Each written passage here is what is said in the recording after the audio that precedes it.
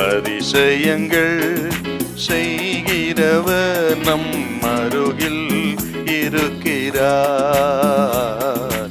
அற்புதங்கள் செய்கிறவர் என்றும் நமக்குள் வசிக்கிறார்.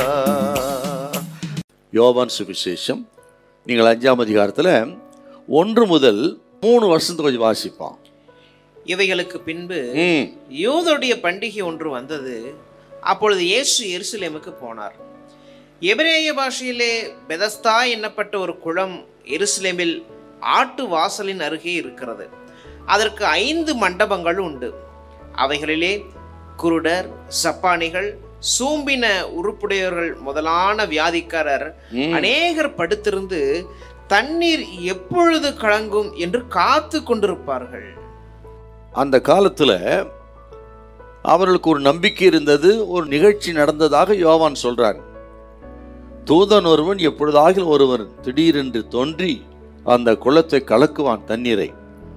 அப்பொழுது அந்த நேரத்தில் கிடக்கிற வியாதியஸ்தில் முதலாவது எவன் அந்த குளத்திலே போய் இறங்குகிறானோ அவன் அற்புத சுகத்தை பெறுவான் என்கிற ஒரு நம்பிக்கை இருந்தது. ஒரு நிகழ்ச்சி நடந்திருக்கிறது. அதனால தான் யோவான் எழுதுறார்.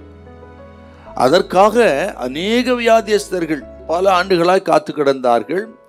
அவர்கள் ஒருவன் தான் 38 வருஷமாக சப்பானியாய் கிடந்த ஒரு மனுஷன் அங்கே காத்து கிடந்தான். இப்படி வியாதியஸ்தர்கள் படுத்து கிடந்த அந்த இடத்தை, அந்த குளத்தை தேடித்தான் ஆண்டவர் இயேசு வந்தார். அவர் அரண்மனைக்கு போகவில்லை, எருசலேமில் மாளிகைக்கு போகவில்லை, ஐஸ்வர்யவான்கள் வீட்டிற்கோ அல்லது அலங்காரமான இடத்துக்கோ அல்லது நல்ல பசும் சோலைக்கோ போகலுங்க. வியாதியஸ்தர் படுத்து கிடந்த இந்த குளத்தை தேடி வந்தார் என்றால் இயேசு கிறிஸ்துவனுடைய ஏக்கம், வாஞ்சை, விருப்பமெல்லாம் வியாதியஸ்தருக்கு சுகம் தர வேண்டும், பாதிக்கப்பட்ட மக்களுக்கு சுகமளிக்க வேண்டும், பாவிகளை ரட்சிக்க வேண்டும் என்று தான் அவர் நோக்கம், வாஞ்சை, விருப்பம். ஆகவே தான் இவர்களை தேடி வந்திருக்கிறார்.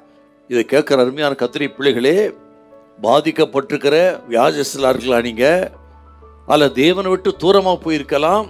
ஒரு காலகட்டத்தில் ஆண்டவரோடு கூட இருந்து பெரிய காரியம் செய்தவர்கள் இன்றைக்கு ஏதோ ஒரு சந்தர்ப்ப சூழ்நிலை விலகி போயிருக்கலாம், தூரமாக இருக்கலாம், அல்லது மனதளவில் நீங்கள் அந்த இழந்து போன அந்த நாட்களை நினைத்து வேதனையோடு இருக்கலாம். கர்த்தர் உங்களை தேடித்தான் வந்திருக்கிறார், உங்களை மீட்டெடுக்க, உங்களை ஆசீர்வதிக்க, முன்பு இருந்ததை காட்டிலும் மேலான நிலைமைக்கு வைக்க. இயேசு வருகிற இடமோ மனிதனோ எதுவா இருக்கட்டுங்க, அவர்கள் ஆச்சரியமான விதத்தில் அவர்கள் பிரகாசிப்பார்கள், ஆசீர்வாதம் பெறுவார்கள். உங்களை, உங்கள் குடும்பத்தையும், உங்கள் வேலை, வியாபாரம் எதுவா இருக்கட்டும், ஆண்டவருக்கு இடம் உண்டாயிருக்கும் என்று சொன்னால் அது அநேகரால் புகழக்கூடியதா இருக்கும், மேன்மை அடையக்கூடியதா இருக்குங்க. இதை கேட்டு ஆண்டவருக்கு இடம் கொடுங்கள், உங்க வாழ்க்கை டோட்டலா மாறிடுங்க. கர்த்தர் உங்களை கைவிட மாட்டார். ஹல்லேலூயா, ஹல்லேலூயா.